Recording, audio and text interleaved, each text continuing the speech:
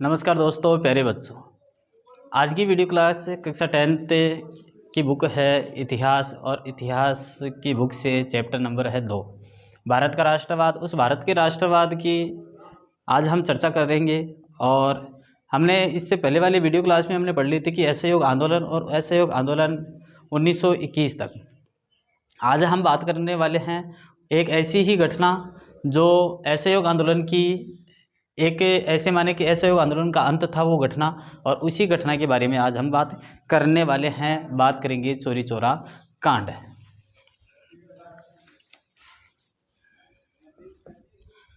चौरी चौरा कांड, चौरी चौरा कांड। और ये कांड हुआ था 5 फरवरी 1922 को। ये एक ऐसी घटना थी, इस घटना के कारण ही गांधी जी ने इस असहयोग आंदोलन को बंद कर दिया था। क्यों बंद कर दिया था? बात करें कि जो चौरी चौरा कांड था, ये चौरी चौरा नामक स्थान है। ये स्थान है यूपी, और यूपी में कहाँ? गोरखपुर में एक स्टेशन है चौरी चौरा नामक स्टेशन। उस स्टेशन पर जब ये शांति एक जुलूस निकल रहा था, वो जुलूस कहाँ पहुँचता है? चौरी चौरा नामक स्थान पर पहुँचता है। और जैसे ही वो पहुँचता है, यानी कि एक शांतिपूर्ण जुलूस था, और शांतिपूर्ण जुलूस से होते हुए भी उन पर पुलिस ने क्या कर दी थी? लाठी चार्ज कर दिया था।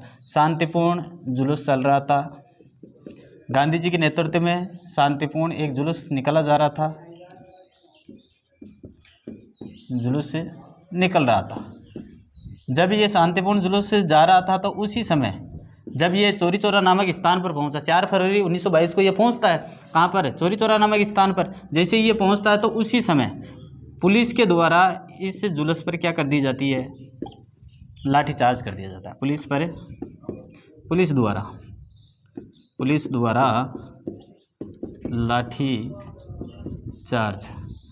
चार्ज कर दिया जाता है। तो यहाँ पर जैसे ही पुलिस ने लाठी चार्ज की, वहाँ जो लोग थे, भीड़ थी, उस भीड़ ने क्या किया? इसी पुलिस चौकी पर आग लगा दी। क्यों लगा दी थी? क्योंकि इसलिए लगा दी कि जो लोग थे, उन लोगों को जैसे इस जुलूस को बंद करवाने के लिए, इस भीड़ को तितर बितर करने के लिए पुलिस ने क्या किया? पुलिस ने लाठी चार्ज किया, और कुछ लोगों को क्या कर दिया? थाने के अंदर बंद कर दिया। क्योंकि उनका पता था कि बाहर रहेंगे तो ये सारे हमारे पर टूट पड़ेंगे। तो पुलिस को भी डर था, तो पुलिस ने क्या किया? अंत में उनको क्या कर लिया? अपने पुलिस थाने के अंदर ले जाते हैं। जैसे ही पुलिस थाने के अंदर ले जाकर उनको बंद कर लिया, अब बोला कि अब आप कहाँ जाओगे? अब आप कहाँ पर जाओगे? ऐसी स्थिति, तो ऐसी स्थिति में उनको पीटा गया अंदर। तो बाहर से उग्र भीड़ ने क्या किया? उसी पुलिस थाने को आग लगा दी कि आप भी अंदर ही रहो। तो ऐसे करके वहाँ पर जो लोग थे, 22 पुलिसकर्मी वहाँ मारे जाते हैं। कितने पुलिसकर्मी मारे जाते हैं? 22 पुलिसकर्मी मारे जाते हैं। कहाँ मारे जाते हैं? पुलिस थाने के अंदर। पुलिस थाने के अंदर 22 पुलिसकर्मी मारे गए। तो जैसे ये पुलिसकर्मी मारे गए, इस भीड़ ने कौन सा रूप ले लिया? इस भीड़ ने, ये शांतिपूर्ण तरीके से चल रहा था, अब कौन सा रूप ले लिया? हिंसात्मक रूप। जब हिंसात्मक रूप धारण कर लेता है वो आंदोलन, तो इस कारण से गांधी जी ये कहते कि आप जो जुलूस जा रहा था वो शांतिपूर्ण तरीके से होना चाहिए, वो हिंसा नहीं चाहते थे, और यहाँ हो गई हिंसा। तो ऐसी स्थिति में गांधी जी ने क्या कर दिया? जो आंदोलन चल रहा था, जो जुलूस निकाला जा रहा था, चौरी चौरा कांड पर जो आप पहुँचे थे, तो इन्होंने इस आंदोलन को क्या कर दिया जाता है? बंद कर दिया जाता है। किसके द्वारा? गांधी जी ने इस असहयोग आंदोलन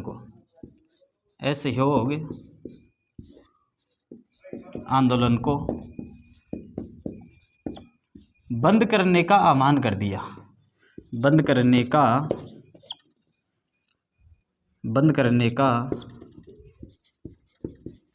आह्वान कर दिया। तो गांधी जी ने बंद कर दिया कौन से आंदोलन को? असहयोग आंदोलन को। कौन से आंदोलन को? चौरी चौरा कांड आंदोलन को। क्यों कर दिया? क्योंकि ये रूप कौन सा ले लेता है? हिंसात्मक आंदोलन का रूप ले लेता है। तो इस कारण से इसको बंद कर दिया जाता है। अब क्या होता है? यहाँ जैसे ही बंद कर दिया गया, बंद तो कर दिया गया, लेकिन हिंसा तो भड़क उठी थी। तो ऐसी स्थिति में यहाँ जो पुलिसकर्मी थे, या ये कहे कि जो अंग्रेज अधिकारी थे, उन अंग्रेज अधिकारियों ने क्या किया? इस महात्मा गांधी को गिरफ्तार कर लिया। महात्मा गांधी जी को गिरफ्तार कर लिया। महात्मा गांधी को क्या कर लिया जाता है, गिरफ्तार कर लिया जाता है। कब कर लिया जाता है, 12 फरवरी 1922 को। कब कर लिया जाता है, 12 फरवरी 1922 को। जब गांधी जी को पकड़ लिया, जेल में डाल दिया, तो इनको सज़ा सुनाई गई 6 साल की। कितने साल की सज़ा सुनाई गई, 6 साल की सज़ा सुनाई गई। किसको, गांधी जी को। गांधी जी को 6 साल की सज़ा हो गई। अब गांधी जी ने देखा कि ये तो बहुत लंबी एक सज़ा मिल गई है अपनी को, तो ऐसी स्थिति में उन्होंने क्या किया, गांधी जी भी बहुत चतुर थे, वो बूढ़े थे, फटी धोती फटी पुराने कपड़े पहन कर थे, लेकिन उनमें दिमाग एक ऐसे गए कि कूट कूट के भरा हुआ था। तो ऐसी स्थिति में उन्होंने, जब जेल में वो चले जाते हैं, तो यहाँ 6 साल की सज़ा उनको होती है, लेकिन वो करते क्या है, अंदर बीमार होने का एक नाटक करते हैं, और नाटक भी क्या करते हैं, ऐसे बेहोशी की हालत में वो गिर जाते हैं अंदर। तो ऐसी स्थिति में जब उनको खाना देने के लिए वो पुलिसकर्मी आया, तो पुलिसकर्मी को लगा कि ये बूढ़ा तो चल बसा होगा। तो ऐसी स्थिति में जाके पास जाके देखता है, तो पास जाके देखने पर यह लगता है कि हाँ, बूढ़ा 1-2 दिन ही निकलेगा, ये तो मर जाएगा। तो ऐसी स्थिति में ये वहाँ पर खलबली मच गई उस पुलिस थाने में। तो ये क्या हुआ, ये तो मारा जाएगा, और मारा गया तो यहाँ पूरे देश में गांधी जी के विरोध में क्या हो जाएगा, गांधी जी के नेतृत्व में गांधी जी की हत्या पुलिसकर्मियों ने की है। ये पूरा देश क्या करेगा, आंदोलन करना शुरू कर देगा। यहाँ इतने दिन से ये शांति तो करवा रहा था, शांति आंदोलन तो हो रहे थे, अब क्या आंदोलन होने लग जाएंगे, हिंसात्मक आंदोलन होने लगे। तो ऐसी स्थिति में हमारे को तो देश छोड़ना पड़ेगा, ये भारत देश। तो ऐसी स्थिति में गांधी जी को तुरंत इनको रिहा किया गया 2 साल बाद में। कितने साल बाद में, 2 साल बाद में, 2 साल के बाद इनको रिहा किया गया। 1922 में इनको 12 फरवरी 1922 में पकड़ा, लेकिन 2 साल बाद में यानी कि 1924 में इनको क्या कर दिया जाता है, रिहा कर दिया जाता है। 1924 में गांधी जी को रिहा किया गया। गांधी जी जैसे रिहा हुए और बाहर आकर जब जनता ने पूछा, जो भीड़ थी उनके साथ, उन भीड़ ने पूछा कि आपको छोड़ कैसे दिया, अंग्रेजों ने जिस व्यक्ति को पकड़ा उसको तो छोड़ा ही नहीं, उसको तो यातनाएं दे कर क्या करते थे, मारते थे वो तो आपको कैसे छोड़ा गया। तो उन्होंने कहा कि अरे वो मेरे से डरते थे, इसलिए मेरे को उन्होंने छोड़ दिया, क्योंकि वो चाहते थे कि आंदोलन आप हिंसात्मक नहीं होने देंगे, और ऐसी स्थिति में मुझे छोड़ दिया गया। वो सीधे कहाँ, अंग्रेजों को भी लग रहा था कि ये बूढ़ा क्या करेगा, 1-2 दिन में मर जाएगा बाहर जाते ही। तो जैसे ही बाहर आए और गांधी जी सीधे चले जाते। 1924 में बेलग्राम में एक कांग्रेस का अधिवेशन चल रहा था। कहाँ पर, कांग्रेस का अधिवेशन चल रहा था बेलग्राम में, बेलग्राम। और इसी बेलग्राम में 1924 की बात करें, 1924 में इसी बेलग्राम में एक कांग्रेस अधिवेशन चल रहा था, कांग्रेस अधिवेशन। इस अधिवेशन में वो पहुंच जाते हैं सीधे, और अधिवेशन में पहुंचते हैं और पहुंचकर करते क्या, वहाँ पर इसी की अध्यक्षता कर लेते हैं, अध्यक्षता। तो बेलग्राम में अधिवेशन जो हुआ था, कांग्रेस अधिवेशन, उस अधिवेशन की अध्यक्षता किसने की थी, महात्मा गांधी जी ने की थी। तो अंग्रेजों को लगा कि ये क्या, ये बूढ़ा तो ऐसे मरने के ढोंग कर रहा था, इन्होंने तो क्या कर लिया, एक कांग्रेस के अधिवेशन को पूरी की अध्यक्षता कर ली। तो ऐसे अंग्रेजों के मन में एक शंका, एक डर बैठ जाता है। लेकिन हुआ क्या, फिर स्वराज्य पार्टी की स्थापना यहाँ पर 1922 में ही कर दी जाती है। तो बात आए कि स्वराज्य पार्टी की स्थापना कब की गई, स्वराज्य पार्टी की स्थापना, स्वराज्य पार्टी की स्थापना भी की गई थी 1922 में। किसने की, मोतीलाल नेहरू, मोतीलाल नेहरू जी ने। क्योंकि मोतीलाल नेहरू जी 1922 में जब स्वराज्य पार्टी की स्थापना करते हैं, तो ये मोतीलाल जी नेहरू और CR दास जी जो थे, इन्होंने ये कहा था कि हम वापस कहाँ जाएंगे, राजनीति में जाएंगे। तो मोतीलाल नेहरू जी ने, और इनका साथ दिया किसने, CR दास ने, CR दास ने। इन दोनों ने मिलकर किसकी स्थापना कर दी, स्वराज्य पार्टी की। और स्वराज्य पार्टी की स्थापना का मुख्य उद्देश्य क्या था, हम कहाँ चले जाएंगे, राजनीति में चले जाएंगे, हम राजनीति में चले जाएंगे। तो ऐसी स्थिति में इन्होंने किसकी स्थापना कर दी, 1922 में ही किसकी स्थापना कर दी जाती है, स्वराज्य पार्टी की स्थापना कर दी जाती है। और बात करें, जैसे ही ये 1922 में इसकी स्थापना कर दी जाती है, इसके बाद थोड़े दिनों बाद में क्या होता है, एक महामंदी का दौर शुरू हो जाता है। 1929 से लेकर 1932 तक की हम बात करें तो देश में एक विकट समस्या उत्पन्न हो गई थी, खाद्यान्नों की कमी होना शुरू हो गई थी। यहाँ कृषि के जो उत्पाद थे उनमें निरंतर एक घटते जा रहे थे, कृषि उत्पाद कमी होती जा रही थी। तो ऐसी स्थिति में एक महामंदी का दौर चला। और आर्थिक महामंदी कब चली, आर्थिक महामंदी का दौर।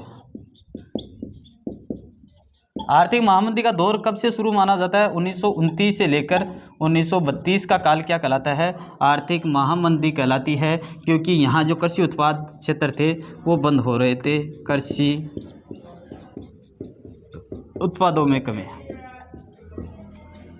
तो ध्यान में रखना, कृषि उत्पादों में कमी कौन सी कहलाती है? आर्थिक महामंदी कहलाती है। एग्जाम में क्वेश्चन है कि आर्थिक महामंदी का दौर कौन सा माना जाता है, तो कौन सा माना जाता है? 1929 से लेकर 1932 का जो काल था, वो जो समय था, उसी समय को क्या कहा जाता है? आर्थिक मंदी कहा जाता है। जैसे ही आर्थिक मंदी से उभरे तो क्या थे? उभरे भी नहीं थे, और इस यहाँ पर आर्थिक मंदी का दौर चल रहा था, और इधर से ब्रिटेन में एक सरकार बन जाती है, नई सरकार बन जाती है, ब्रिटेन में सरकार बन जाती है,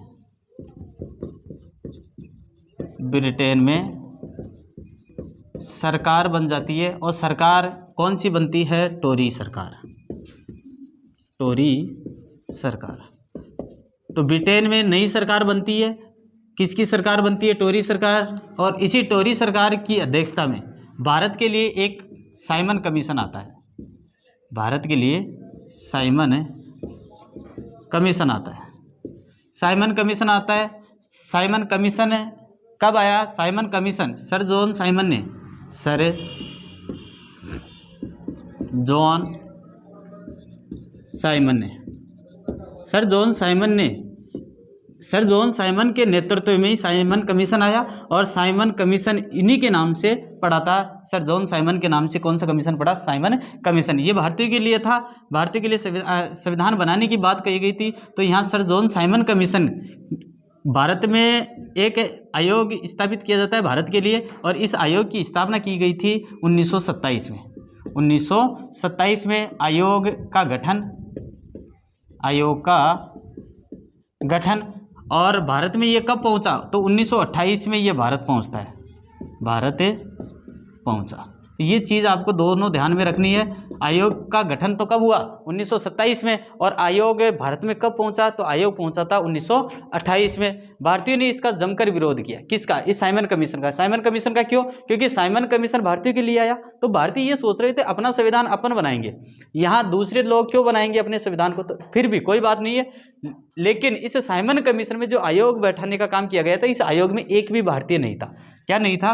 एक भी भारतीय नहीं था, एक भी भारतीय नहीं। कौन से आयोग में नहीं? साइमन कमीशन जो आया था उसमें एक भी भारतीय नहीं। सारे कौन से थे? ब्रिटेन के थे, ब्रिटिश थे, अंग्रेज थे इसके अंदर, साइमन कमीशन के अंदर। तो ऐसी स्थिति में भारतीयों ने कहा कि हमारे ऊपर ही संविधान लागू करना है, हमारे लिए आयोग का गठन किया गया है, लेकिन यहाँ तो एक भी भारतीय नहीं है, हमारे को कैसे पता लगेगा कि हमारी हक में सही है या गलत है? तो ऐसी स्थिति में यहाँ जमकर भारतीयों ने क्या किया? इसका विरोध किया। तो इस साइमन कमीशन ने, बिहार की हम बात करें तो बिहार में इन्होंने क्या किया था? पैसे देकर भीड़ इकट्ठी की। बिहार में क्या किया इन्होंने? बिहार में पैसे देकर भीड़ इकट्ठी की। पैसे देकर भीड़ इकट्ठी करते हैं, कौन करते हैं? साइमन कमीशन करता है। और इस साइमन कमीशन ने भीड़ इकट्ठी कर ली, फिर भी क्या हुआ? इस भीड़ ने ही इनके खिलाफ नारे लगाना शुरू कर दिए, गो बैक के। तो ये प्लस पॉइंट अपने भारतीयों को मिला, गो बैक के नारे लगे। जो थे बाकी के भारतीय तो क्या लगा रहे थे? ये कह रहे थे साइमन कमीशन हमारा नहीं है, साइमन कमीशन वापस जाओ, साइमन कमीशन वापस जाओ, वापस जाओ के नारे यहाँ लगाए जा रहे थे। और बिहार में जो पैसे देकर भीड़ इकट्ठी की थी साइमन कमीशन ने, उस साइमन कमीशन की भीड़ ने भी क्या कर दिया? गो बैक के नारे लगाना शुरू कर दिया। तो ऐसी स्थिति में साइमन कमीशन का भारत में पुरजोर क्या होता है? एक विरोध होता है, और यहाँ पर एक पूर्ण स्वराज्य की मांग उत्पन्न होती है कि हमारे को स्वराज्य चाहिए, हमारे लिए खुद का क्या होना चाहिए, हम स्वतंत्र रहकर हम अपना संविधान खुद बनाए। तो जैसे ही ये आंदोलन अति तीव्र गति के साथ पहुंचता है, तो कांग्रेस यहाँ, क्योंकि इस साइमन कमीशन के विरोध में कांग्रेस भी मान लीजिए, या बात करें मुस्लिम समुदाय के जो लोग थे, प्रांत थे, कांग्रेस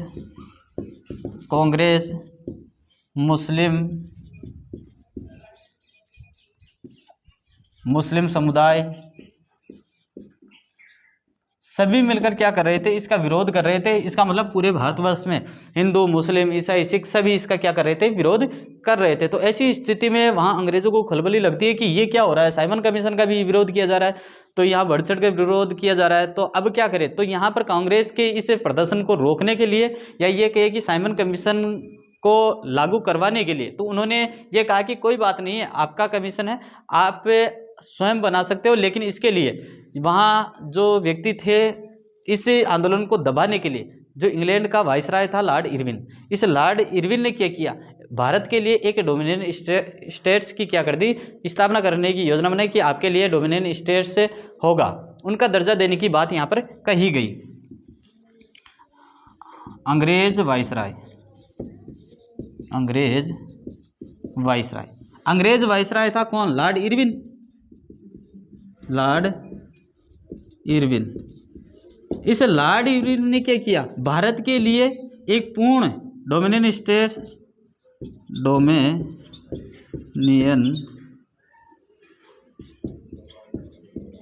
स्टेट्स का दर्जा देने की बात कही, दर्जा देने की बात की। जब दर्जा देने की बात की तो भारतीयों ने ये कहा कि हमारे लिए क्यों, डोमिनियन स्टेट हमारा राज्य है और हमारे को डोमिनियन बनाना चाहते। तो डोमिनियन का मतलब होता है कि पूर्ण अधिराज्य का दर्जा दिया जाना। डोमिनियन का मतलब क्या होता है, अधिराज्य का दर्जा देना, अधिराज्य का दर्जा देना, यानी कि हमारे अंडर में रहकर, हमारे अधीन रहकर आप क्या कर सकते हो, अपना कार्य कर सकते हो, अपनी बैठक बुला सकते हो, अपने आयोग की स्थापना कर सकते हो। ये सारी बातें कही गई किसके द्वारा, लॉर्ड इरविन के लिए। इरविन ने क्यों कही ये बात, इसलिए कही थी क्योंकि इस साइमन कमीशन का विरोध हो रहा था। तो इस विरोध को रोकने के लिए, शांति बनाए रखने के लिए लॉर्ड इरविन ने डोमिनियन स्टेट्स से अधिराज्य का दर्जा, ऐसी बात कहकर भारतीयों को शांत करने की योजना बनाई। लेकिन भारतीय तो कहाँ सुनने वाले थे, क्योंकि अपना देश है, अपने देश में क्या हो, अधिराज्य क्यों बने, हम डोमिनियन क्यों बने, दूसरे का क्यों बने, दूसरे के अधिकार क्षेत्र में रहकर हम कार्य क्यों करें, अपने स्वतंत्र रहकर खुलकर रहकर कार्य करना है। तो ऐसी स्थिति में अक्टूबर 1929 में ये घटना घटित होती है जैसे ही, और उन्होंने अक्टूबर 1929 में ही भारतीयों ने पूर्ण समर्थन के साथ ये कह दिया हमारा तो पूर्ण स्वराज्य होना चाहिए। कब की डोमिनियन स्टेट्स, कब कहा गया डोमिनियन स्टेट्स, लॉर्ड इरविन ने अक्टूबर 1929 में ये बात कही। और इसी 1929 में भारतीयों ने क्या कहा, पूर्ण स्वराज्य की मांग यहाँ पर कर दी जाती है, पूर्ण स्वराज्य की मांग कर दी जाती है।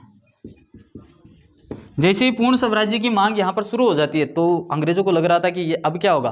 तो ऐसी स्थिति में जो भारतीय थे, भारतीयों ने क्या किया, कांग्रेस का जो लाहौर अधिवेशन था, पूर्ण स्वराज्य की मांग उसमें पूर्णतः घोषित कर दी जाती है कि हमारा एक क्या होगा, पूर्ण स्वराज्य होगा और हम अपने अधीन रहकर हम अपना कार्य करेंगे, हम किसी के अधीन रहकर भी कोई कार्य नहीं करेंगे। तो ऐसी स्थिति में कांग्रेस का लाहौर अधिवेशन चला, कांग्रेस का लाहौर अधिवेशन, लाहौर अधिवेशन, कांग्रेस का लाहौर अधिवेशन चला। और इसी कांग्रेस के लाहौर अधिवेशन में किसकी मांग रखी गई, पूर्ण स्वराज्य की, पूर्ण स्वराज्य की। तो एग्जाम में क्वेश्चन आए पूर्ण स्वराज्य की मांग किस में रखी गई थी, कांग्रेस का लाहौर अधिवेशन हुआ था और लाहौर अधिवेशन में ही मांग रखी गई थी दिसंबर 1929 में पंडित जवाहरलाल नेहरू के नेतृत्व में।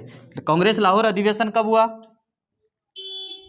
1929, और इसी 1929 में किसके द्वारा, पंडित जवाहरलाल नेहरू के द्वारा, पंडित जवाहरलाल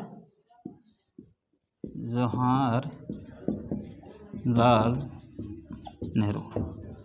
भारत के प्रथम प्रधानमंत्री कौन थे, पंडित जवाहरलाल नेहरू। और पंडित जवाहरलाल नेहरू के नेतृत्व में अक्टूबर 1929 में किसकी मांग कर दी जाती है, लाहौर अधिवेशन में पूर्ण स्वराज्य की मांग बढ़ चढ़कर हिस्सा लेने लग जाते हैं इस अधिवेशन में। और 26 जनवरी 1930 को 26 जनवरी 1930 को 26 जनवरी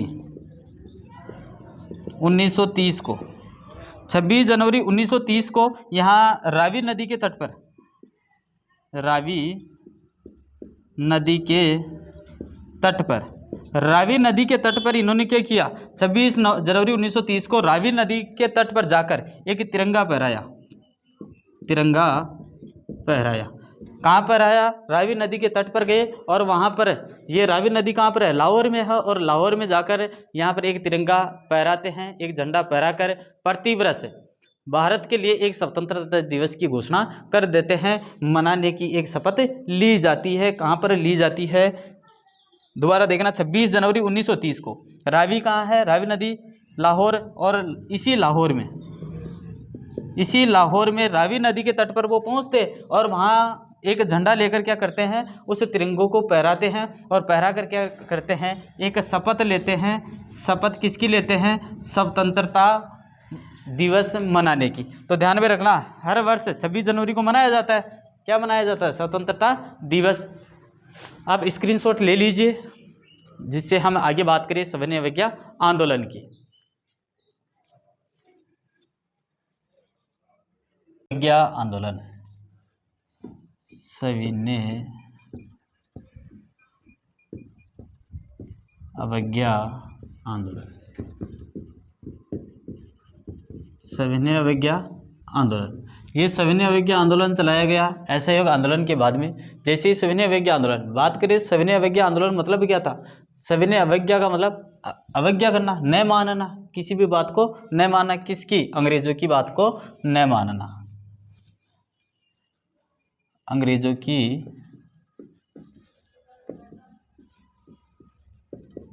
बात को न मानना। और इसी के नाम से आंदोलन शुरू हो जाता है, सविनय अवज्ञा आंदोलन। यानी कि आदेशों को नहीं मानना, किसके माध्यम से, सविनय अवज्ञा आंदोलन के माध्यम से। कोई भी आदेश अब नहीं मानेगा, ये बात कह दी जनता के सामने। क्यों कही, ऐसी बात क्यों कही, इसलिए कहेगी क्योंकि 31 जनवरी 1930 को गांधी जी ने एक पत्र लिखा वाइसराय को, और वाइसराय से क्या की, उन्होंने 11 मांगे रखी थी। कितनी मांगे रखी थी, 11 मांगे। गांधी जी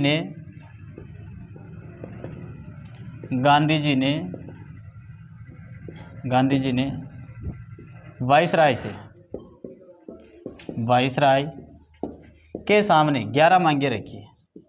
और 11 मांगे क्या रखी गई, 11 मांगे कौन सी थी, ये उद्योगपतियों की मांगे थी, उद्योगपतियों के लिए, उद्योगपतियों की मांग,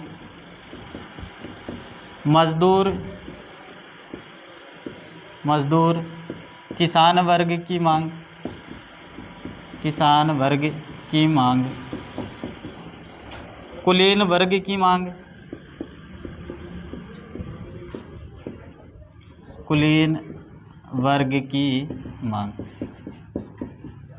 यानी कि उद्योगपतियों की मांग, मजदूर मांग, किसान वर्ग की मांग, कुलीन वर्ग मांग, इन मांगों को रखा इन 11 मांगों में। और ये 11 मांगे किसको दी गई, वाइसराय को।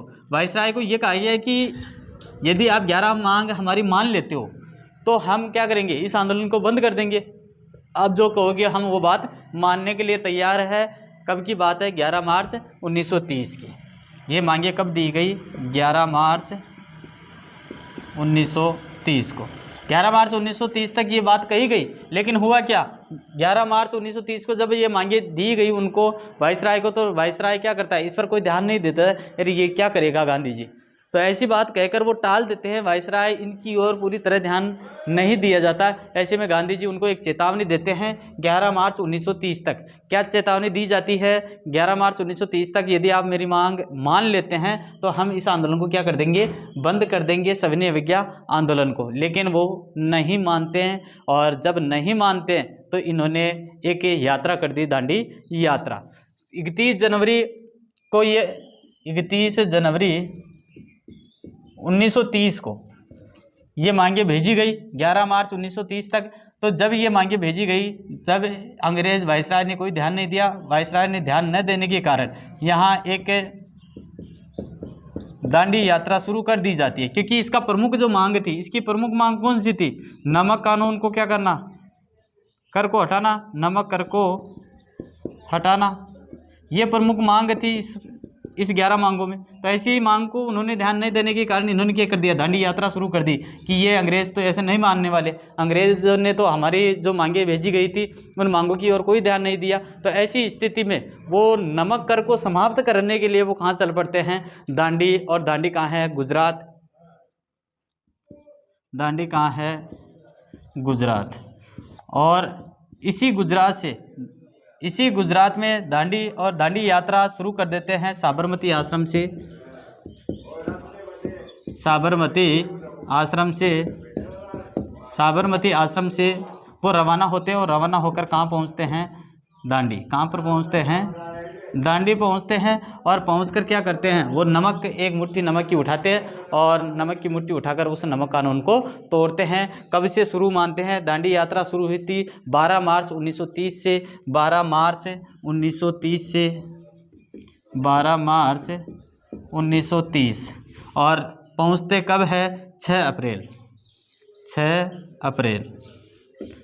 अप्रैल 1930 को। यानी कि ये दांडी यात्रा जो चली थी ये 240 मील की दूरी तय की। यानी कि हर रोज़ वो 10 मील चलते थे। कितने मील चलते थे, 10 मील चलते थे। कितने दिन में, एक दिन में 10 मील चलते थे। और इनमें समय लगा 24 दिन। कितना समय लगा, 24 दिन की यात्रा ये थी। और इस यात्रा को उन्होंने क्या किया, अंत में जाकर इसी 24 दिन के अंदर वहाँ पहुँचकर और नमक, एक मुट्ठी नमक की उठाकर वो नमक कानून तोड़ते हैं। नमक कानून को तोड़ा। तो ध्यान में रखना, गांधी जी ने कौन से आंदोलन, कौन से कर को तोड़ा था, नमक कानून को तोड़ा था। कब तोड़ा था, 6 अप्रैल 1930 को। ये दांडी यात्रा कब शुरू की गई, 12 मार्च 1930 को। कहाँ से की गई, साबरमती आश्रम से शुरू हुए। इनके साबरमती जब आश्रम से शुरू हुए थे तो इनके साथ 75 स्वयंसेवक थे। 75 स्वयंसेवक थे। और यही 75 स्वयंसेवकों के माध्यम से इन्होंने क्या किया, धीरे धीरे आगे बढ़ते गए और एक कारवां एक भीड़ जुड़ती गई। और एक इतनी भीड़ हो चुकी थी कि हज़ारों की संख्या में वो लोग इनके पीछे पीछे चलना शुरू हो जाते हैं। और अंग्रेज़ों की जो नीतियाँ थी उन नीतियों को दबाने के लिए, नमक कानून तोड़ने के लिए वो साबरमती आश्रम से कहाँ चले गए, अरब सागर के तट के पास चले गए। और कहने का मतलब दांडी पहुँच गए, क्योंकि दांडी कहाँ है, गुजरात। गुजरात में कहाँ, अरब सागर के तट के, अरब सागर के तट पर है। और इसी तट पर वो पहुंच जाते हैं और पहुंचकर क्या करते हैं, इस नमक कानून को वो तोड़ देते हैं। कब तोड़ा था, 6 अप्रैल 1930 को इस कानून को तोड़ दिया गया। फिर आगे बात करें कि जो ये आंदोलन था, जो नमक कानून का आंदोलन तो चला, लेकिन इसकी जो क्या परिणाम निकल कर आई है, ये कैसा स्वरूप था सविनय अवज्ञा आंदोलन का। तो हमने बात की थी सविनय अवज्ञा, उल्लंघन करना, यानी कि आदेशों को न मानना। आदेशों को नहीं माना जाएगा और आदेशों को न मानने की प्रक्रिया के आधार पर ही इसका स्वरूप देखिए, आदेशों को नहीं मानना। यानी कि इनका स्वरूप कैसा था, स्वरूप था अंग्रेज़ों की जो भी नीतियाँ थी, अंग्रेज़ों की जो नीतियाँ थी उनका उल्लंघन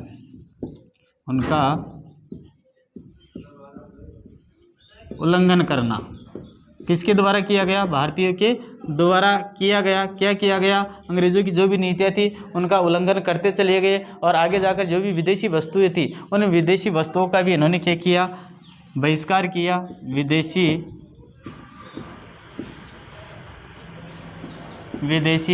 वस्तुओं का बहिष्कार, विदेशी वस्तुओं का बहिष्कार करते चले गए। जो भी ये कानून लाते उन कानूनों को तोड़ते।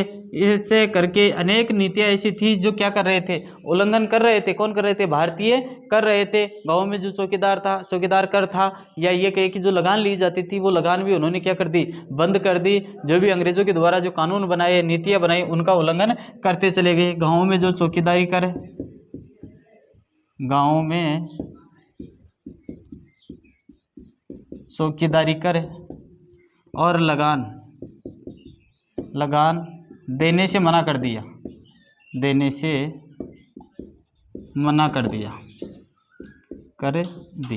किसने कर दिया, गाँव में जो चौकीदारी कर लगाया जाता था या लगान लगाई गई थी अंग्रेजों के द्वारा, उस सब को यहाँ पर इस आंदोलन में, सविनय अवज्ञा आंदोलन में बंद कर दिया जाता है। हम नहीं देंगे, आज से अंग्रेज अधिकारी हो चाहे कोई सा भी हो, ऐसी चीज़ें हम नहीं देंगे, ये बात उन्होंने कर दी, क्योंकि पूर्ण स्वराज्य की मांग यहाँ पर कर दी जाती है। इस कारण से सब लोग उनके खिलाफ हो जाते। पूरे भारतवर्ष में एक ऐसा माहौल बन गया था कि सविनय अवज्ञा आंदोलन धीरे धीरे हर प्रदेश में ये फैलना प्रारंभ कर देता है। अंग्रेजों की जो भी नीतियाँ थी, क्योंकि नाम ही यही रख दिया था कि जो भी अवज्ञा आंदोलन का क्या करना, इस आंदोलन के माध्यम से अंग्रेजी की जो नीतियां हैं उन नीतियों को दबाना, उन नीतियों का पालन न करना, मना करना, चाहे अंग्रेज आए, क्योंकि प्रथाएं चलती थी। अंग्रेज अधिकारी आता था तो भारतीय को नीची गर्दन करनी पड़ती थी, उनको सलाम करना पड़ता था। तो ऐसी सभी नीतियों को उन्होंने क्या कर दिया, दबा दिया इस आंदोलन के तहत। यहाँ बात करें अप्रैल 1930 में, जैसे ये आंदोलन बढ़ चढ़कर हिस्सा लेता है, एक ऐसा ही महात्मा गांधी की तरह जो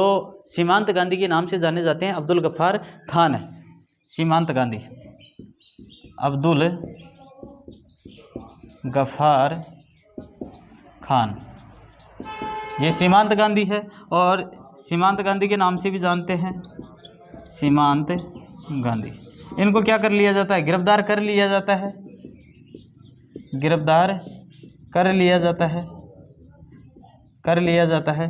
क्यों कर लिया जाता है, क्योंकि ये भी सविनय अवज्ञा आंदोलन में भाग लेने के लिए, या जो अंग्रेजों की जो नीतियाँ थी, उन अंग्रेजों की जो नीतियों को दबाने के कारण यहाँ अप्रैल 1930 में इनको क्या कर लिया जाता है, गिरफ्तार कर लिया जाता है अब्दुल गफ्फार खान को। अप्रैल 1930 में क्या कर लिया गया, गिरफ्तार कर लिया गया। बात करें अब्दुल गफ्फार खान, एक पहले भारतीय थे, भारतीय रत्न पुरस्कार से सम्मानित भी किया गया। किनको, अब्दुल गफ्फार खान को। सेकंड ग्रेड में ये क्वेश्चन पूछा गया है कि अब्दुल गफ्फार खान ऐसे सीमांत गांधी के नाम से जाने वाले व्यक्ति कौन थे, अब्दुल गफ्फार खान थे या सीमांत गांधी किसे कहते हैं, अब्दुल गफ्फार खान को कहते हैं। पहले भारतीय रत्न पुरस्कार किसको, जो विदेशी व्यक्ति है उस विदेशी व्यक्ति को पहला भारतीय पुरस्कार किसको दिया गया, अब्दुल गफ्फार खान को प्रथम पुरस्कार दिया गया था। यानी कि विदेशों में 2 पुरस्कार दिए गए, पहला दिया गया अब्दुल गफ्फार खान और दूसरा दिया गया नेल्सन मंडेला को, नेल्सन मंडेला को। तो ध्यान में ये चीज़ भी आपको रखनी है, अब्दुल गफ्फार खान प्रथम विदेशी व्यक्ति थे जिनको भारत रत्न पुरस्कार से सम्मानित किया गया, और दूसरा किसको दिया गया, जो विदेशी व्यक्ति है नेल्सन मंडेला। सविनय अवज्ञा आंदोलन की बात करें तो और भी कि वापस से लेने का कारण क्या था। सविनय अवज्ञा आंदोलन जोर शोर से चला था, लेकिन इसको वापस ले लिया गया। क्यों ले लिया गया, इन्हीं गांधी जी के कारण लिया गया, क्योंकि गांधी और इरविन के मध्य एक समझौता होता है, जो वो समझौता कौन सा कहलाता है, गांधी इरविन समझौता। 5 मार्च 1931 को ये समझौता हुआ। 5 मार्च 1931 को कौन सा समझौता हुआ, गांधी इरविन समझौता, गांधी इरविन समझौता। तो ये चीज़ आपको ध्यान में रखनी है। गांधी इरविन समझौता कब हुआ था, 5 मार्च 1931 को। 5 मार्च 1931 को कौन सा समझौता हुआ, गांधी इरविन समझौता हुआ।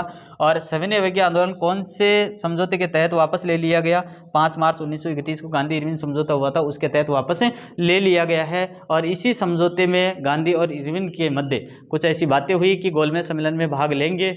यहाँ जैसे ये कानून जोर शोर से ये सविनय अवज्ञा आंदोलन चल रहा था, तो ऐसी स्थिति में गांधी जी जब गोलमेज सम्मेलन की बात आई, तो प्रथम गोलमेज सम्मेलन में जब भाग लेने की बात कही गई कि हमारा तो भारतीय कोई नहीं है, तो भारतीयों की बात जब आई तो उन्होंने कहा कि चलिए हम, जैसे सविनय अवज्ञा आंदोलन शुरू हुआ था गोलमेज के कारण, तो ऐसी स्थिति में भारतीयों को ये कहा गया कि हाँ हम आपको भी लेंगे। तो एक व्यक्ति भारतीयों की तरफ से आ सकता है, तो एक व्यक्ति किसको भेजा गया, गांधी जी को भेजा गया, और गांधी जी वहाँ चले गए। जैसे ही गांधी जी चले गए तो गांधी जी जाने के बाद उनको कोई पूछा ही नहीं गया, क्योंकि जैसे हम बात करें, ये होता है, ये क्या है, गोलमेज सम्मेलन, इसके चारों तरफ सदस्य बैठते हैं। क्या बैठते हैं, चारों तरफ सदस्य बैठते हैं। एक सदस्य तो वो बैठते हैं जो ब्रिटिश लोग हैं, ब्रिटिश लोग हैं, और एक तरफ बैठते हैं भारतीय, और एक तरफ बैठते हैं देशी रियासतें। बात ये कही गई थी, यहाँ पर 3 लोग बैठेंगे रियासतें, देशी रियासतों के लोग। यानी कि यहाँ जो ये गोलमेज सम्मेलन चलेगा, इस गोलमेज सम्मेलन में ब्रिटिश लोग भी रहेंगे, भारतीय भी रहेंगे, देशी रियासतें। तो यहाँ पर केवल ब्रिटिश थे और कोई नहीं था। भारतीयों से एक प्रथम गोलमेज सम्मेलन में किसी भारतीय को नहीं लिया गया, तो इसका विरोध हुआ गोलमेज सम्मेलन का। दूसरा गोलमेज सम्मेलन हुआ तो इसमें एक भारतीय को लिया गया, किसको, गांधी जी को। द्वितीय गोलमेज सम्मेलन में, द्वितीय गोलमेज सम्मेलन में किसको लिया गया, गांधी जी को। और गांधी जी वहाँ गए, गांधी जी को पूछा ही नहीं गया। जो वो बातें कह रहे थे उन बातों को वो नहीं मान रहे थे। इधर अंबेडकर जी कह रहे थे कि आप मत जाओ वहाँ पर, आपकी बात को कोई नहीं सुनेंगे। लेकिन फिर भी गांधी जी कहते हैं कि नहीं, हमारे बीच एक समझौता हुआ है। कौन सा? गांधी समझौता। और उस समझौते में हमारे को बुलाया है। हमने जो समझौता किया उस समझौते में ये बात कही गई थी कि अब जो भी समझौता होगा, गोलमेज सम्मेलन होगा, उस गोलमेज सम्मेलन में हम आपको बुला लेंगे। तो एक चीज़ ये भी ध्यान में रखनी है कि गोलमेज सम्मेलन जो हुआ था, जो पहला गोलमेज सम्मेलन हुआ था, ये बात करें जैसे सितंबर 1930 को, सितंबर 1930 से लेकर जनवरी 1931 तक चलता है, जनवरी 1931 तक। ये चीज़ आपको ध्यान में रखनी है। पहला गोलमेज सम्मेलन, इसमें कोई भारतीय नहीं। लेकिन दूसरा जो गोलमेज सम्मेलन हुआ, ये हुआ था 7 सितंबर और 1 दिसंबर 1931 तक, 1 दिसंबर 1931 तक। ये दूसरा क्या हुआ? गोलमेज सम्मेलन हुआ। इसमें एक भारतीय पहुंचा, कौन? गांधी जी वहाँ पर जाते हैं। लेकिन तीसरा गोलमेज सम्मेलन हुआ 17 नवंबर 1932 से लेकर दिसंबर 1932 तक। ये दूसरा, एक भारतीय, तीसरा फिर भारतीय जाने लगे। तो जैसे ही यहाँ पर इनको शामिल तो कर लिया गया, लेकिन इनकी बातों की ओर कोई ध्यान नहीं दिया गया। तो ऐसी स्थिति में जब नहीं ध्यान दिया गया तो द्वितीय गोलमेज सम्मेलन में ही वापस आकर क्या करते हैं, ये अंबेडकर और गांधी जी के मध्य एक समझौता होता है। वो समझौता होता है पूना समझौता। कब होता है? सितंबर 1932 को, सितंबर 1932 को। किसके मध्य हुआ? गांधी जी और अंबेडकर के मध्य, गांधी जी के मध्य और अंबेडकर के मध्य। कौन सा समझौता? पूना समझौता, पूना समझौता।